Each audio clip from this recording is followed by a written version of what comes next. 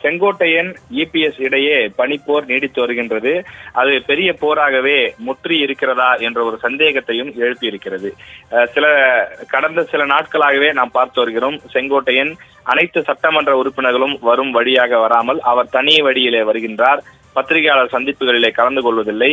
எதிர்க்கட்சி முகாம் நடத்தும் மீட்டிங் அந்த சந்திப்புகளிலும் கூட அவர் பங்கேற்பதில்லை. இது போன்ற பல விஷயங்களை நாம் ஆல்ரெடி ஏற்கனவே தெரிந்த விஷயம்தான்.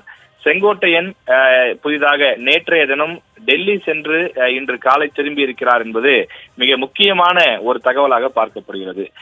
டெல்லி செல்வது வழக்கமாக மற்ற சமயங்களில் சாதாரண விஷயம் என்றாலும் ஒரு முன்னாள் அமைச்சர், அதிமுகவின் ஒரு முக்கிய முகங்களில் ஒருவராக இருக்கக்கூடியவர், குறிப்பாக இபிஎஸ் தலைமையுடன் மோதல் போக்கில் ஈடுபட்டிருக்கக்கூடிய செங்கோட்டையன் பரபரப்பான அரசியல் சூழலில் டெல்லி சென்று திரும்பி இருப்பது ஒரு மிகப்பெரிய பேசுபொருளை, பரபரப்பை அதிமுகவில் உருவாக்கி இருக்கின்றது.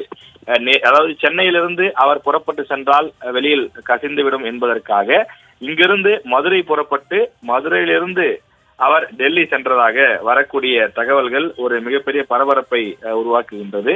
அதே போல ரிட்டன் அவர் அங்கிருந்து டெல்லியிலிருந்து திரும்பும் போதும் கூட சென்னைக்கு வராமல் நேரடியாக மதுரை வந்து மதுரையிலிருந்து கார் மூலமாக தற்போது ஈரோடு சென்றிருப்பதாக தகவல் கிடைக்கின்றது.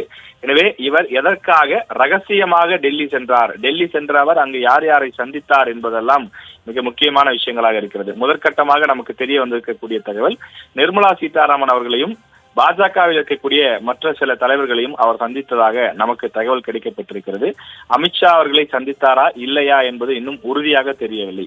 அதே போல நாம் விசாரித்த போது கடந்த 5 நாட்களுக்கு முன்பு நிர்மலா சீதாராமன் அவர்கள் சென்னை வந்திருந்த போது அவர் இந்தியன் பேங்குடைய அந்த கோட்ரஸிலே தங்கியிருந்தார். அந்த கெஸ்ட் ஹவுஸிலே தான் சென்று செங்கோட்டையன் அவர்களும் 5 தினங்களுக்கு முன்பு சென்னையில் வைத்தும் பார்த்திருக்கிறார் என்று விவரம் அறிந்தவர்கள் தெரிவிக்கிறார்கள். இதன் மூலமாக பல்வேறு காய் நகர்த்தல்கள் இருப்பதாக காண முடிகின்றது. குறிப்பாக எடப்பாடி பழனிசாமி அவர்கள் டெல்லி சென்று அமித்ஷாவை சந்தித்து விட்டு வந்தது. அதன் பிறகு 2 தினங்களுக்கு முன்பு பாஜக மாநில தலைவர் அண்ணாமலை சென்று அவர் ஜேபி நட்டா, அமித்ஷா உள்ளிட்ட தலைவர்களை பார்த்து விட்டு வந்தது. இதன் தொடர்ச்சியாக அண்ணாமலையும் சென்றிருக்கிறார்.